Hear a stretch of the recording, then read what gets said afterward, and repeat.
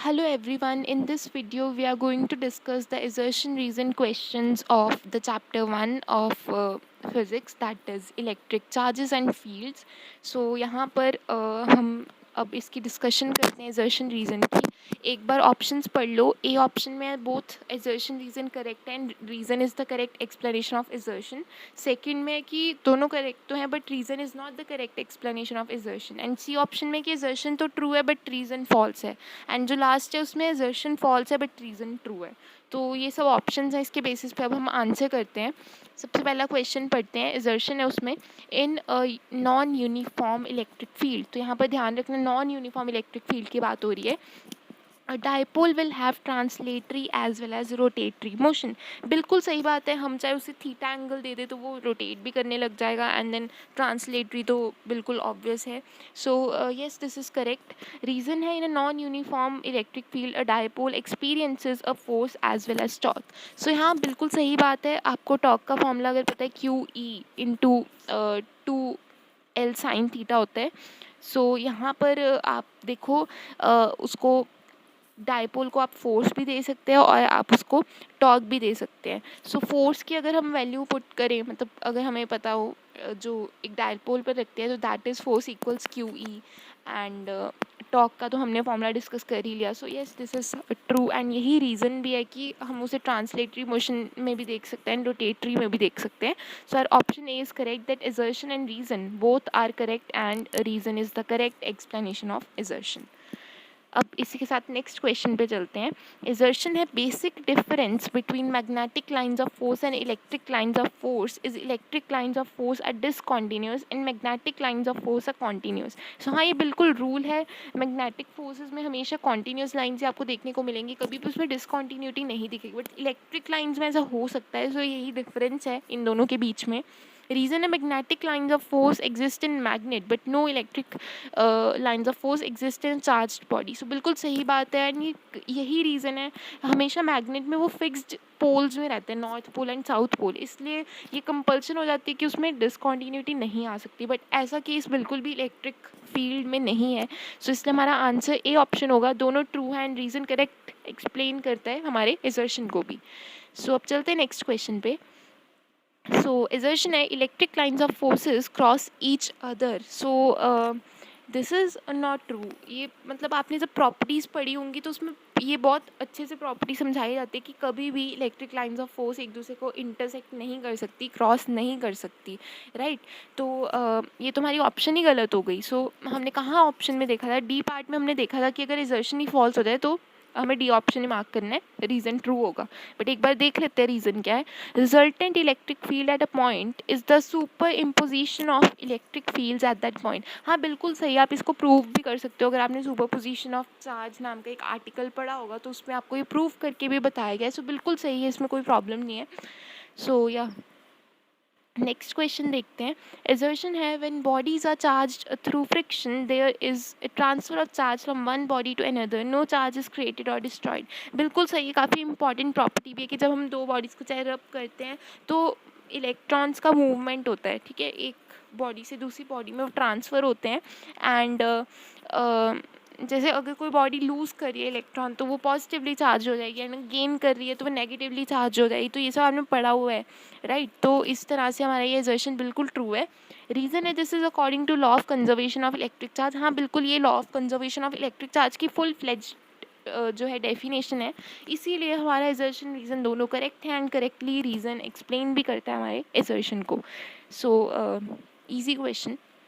assertion है if two spherical conductors of different radii have same surface charge densities then the electric field intensities will be equal. so यहाँ पर ये बिल्कुल सही चीज़ इन्होंने बोली है कि अगर हम दो spherical conductors ले रहे हैं, ठीक है, डिफरेंट रेडियस है, एक का सपोज छोटा है एक का बड़ा है, ठीक है, उनकी, लेकिन हमने सरफेस चार्ज डेंसिटी जो है बिल्कुल सेम रख दी है. अब हमें सरफेस चार्ज डेंसिटी का फॉर्मूला भी पता है, that is total charge divided by area, ठीक है. सो यहाँ पर तो उनकी जो इलेक्ट्रिक फील्ड इंटेंसिटीज़ हो जाएंगी वो भी इक्वल हो जाएंगी. मैं आपको दिखा भी देती हूँ, आप यहाँ पर देख भी सकते हो E1 एंड E2. एक का हमने छोटा रेडियस लिया, एक का बड़ा रेडियस लिया, तो यहाँ पर बिल्कुल सेम आ रही हैं डिट्टो सेम है इंटेंसिटीज़। सो यस, हमारा एजर्शन बिल्कुल ट्रू हो जाएगा। एंड रीज़न में तो देख लो, उसने सरफेस चार्ज डेंसिटी का फॉर्मूला ही दे दिया, तो ऑब्वियसली वही रीज़न है इस एजर्शन के होने का। सो यस, यहाँ पर यस हम टोटली एक्सप्लेन नहीं कर पा रहे। रीज़न हम नहीं कह सकते कि एजर्शन का टोटली है, तो सिर्फ एक जस्ट फॉर्मूला दिया हुआ है, हमें एग्जैक्ट जो रीज़न है वो नहीं बताया गया। So that's why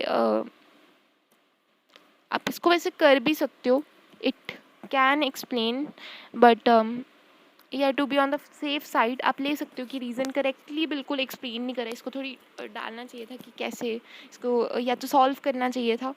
So that's why we are not assuming it to be the correct explanation of assertion. We are taking it as option number B. तो अब चलते हैं नेक्स्ट क्वेश्चन पे। सो एजर्शन यहाँ पर है, in a cavity in a conductor the electric field is zero. So हाँ बिल्कुल सही है, अगर एक कैविटी लोगे तो उसमें इलेक्ट्रिक फील्ड ऑब्वियसली ज़ीरो हो जाएगी।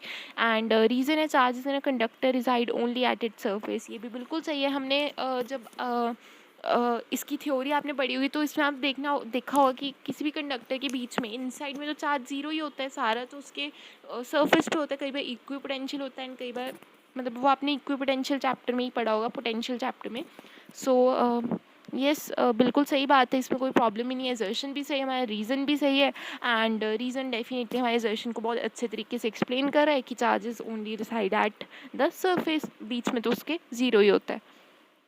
7th वन, एजर्शन यहाँ पर है 3 point charges Q1 Q2 Q3। यहाँ पर हमें फिगर देखो, और ये फिगर में ध्यान से देखना है, गॉसियन सरफेस है। Flux depends only the flux over Gaussian surface depends on only one charge point. तो दिस इज़ नॉट ट्रू। देखो यार, फिगर ध्यान से देखो, हमने गॉसियन सरफेस से हमारा लेना देना है, उसके अंदर जितना भी चार्जेस प्रेजेंट होगा हमें सिर्फ उससे लेना देना है। तो यहाँ पर तो देखो Q1 एंड Q3 चार्ज दिया है, Q2 से हमें कोई लेना देना नहीं है, वो बाहर है, हमारी रीच से बाहर है। Q1 एंड Q3 की बात करो तो यार वो तो दो चार्जेस हुए ना, इसने बात की कि एक चार्ज के कारण ही गॉसियन सरफेस पे यहाँ पर फ्लक्स हो रही है। तो गॉस लॉ तो सारा ये होता है ना फॉर्मूला की चार्ज इनक्लोज्ड है ना, तो यहाँ पर सारा चार्ज इसको लेना चाहिए था Q1 Q3 भी, तो ये तो ऑप्शन ही गलत हो गई एजर्शन की। रीज़न है electric flux depends on all charges nearby. So यही तो चीज़ मैंने अभी एक्सप्लेन किया कि इसको सारा लेना चाहिए था, तो हमारा रीज़न तो ट्रू है बट एजर्शन फॉल्स है। ठीक है, तो मान लो अब यहाँ पर अगर आपके पास सिचुएशन आ जाती है कि उसने एजर्शन में दे दिया कि Q1 एंड Q3 पे वो डिपेंड करता है और रीज़न इसने सेम लिखा हुआ है, तब बताओ आप कौन सा ऑप्शन मार्क करोगे? आप ऑप्शन ए मार्क करोगे, क्योंकि तब हमारा उस केस में अगर वो दोनों चार्जेस की बात करें Q1 एंड Q3, एजर्शन भी ट्रू हो जाएगा, रीज़न भी ट्रू हो जाएगा, और रीज़न हमारा करेक्टली एक्सप्लेन भी करेगा एजर्शन को, क्योंकि उसने सारे चार्ज की कंसिड्रेशन के बारे में बात की है। So this is also a case, आप अगर वैसा क्वेश्चन आए तो उस तरह से कर सकते हो। अब 8th वन चलो एजर्शन पे, using Gauss law it is possible to find electric field at any point. Yes too, आप गॉस लॉ को ईजिली यूज़ कर सकते हो। ठीक है, रीज़न है Gauss law is applicable for any type of charge distribution. ना दिस इज़ नॉट ट्रू, मतलब आप हर किसी स्ट्रक्चर पे इसे अप्लाई नहीं कर सकती हो। कई बार कुछ बहुत कॉम्प्लिकेटेड केस आ जाता है, कोई ज्योमेट्रिकल शेप ही ऐसी हो जाती है जिस पर नहीं हम अप्लाई कर पाते, चार्ज इनक्लोज को नहीं कैलकुलेट कर पाते। सो इसलिए ये स्टेटमेंट बिल्कुल सही नहीं है, हम इस बिल्कुल सही नहीं कह सकते, it's not applicable at every place. So इसलिए हमारा एजर्शन ट्रू है, रीज़न फॉल्स है ना, हमारा आंसर सी ऑप्शन हो जाएगा।